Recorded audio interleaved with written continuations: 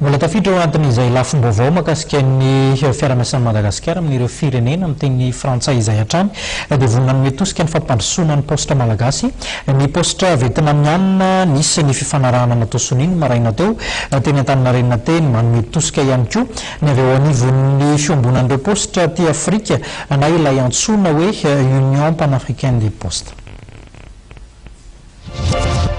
Panorama tosiny androany fiara-miasa amin'ny posta tunisienne dia misy anankiroa izy indray ny sehatra ankapobeny na hoe cadre général amin'ilay fiara-miasa misy anteniteny BDB izy ao ny amin'ny service postaux service financière ny formation ressources humaines ny numérique développement numérique maromaro sehatra nanaovana fanarahana iara-miasa ao dia ny anankiray tena manokana mihitsy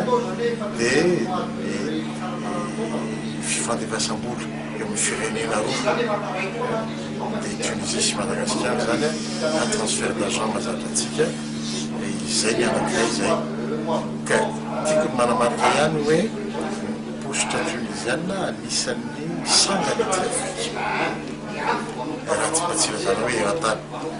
indrindra eo amin'ny fampiasana ny teknôlôjia vaovao na numérika eo amin'ny asan'ny poste dia amin'ny service financier koa izy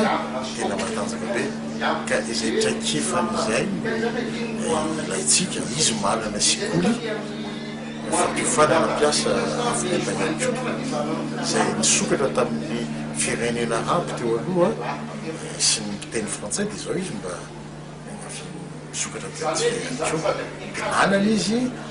imprimerie fa moana timbre any amin'zareo zany zany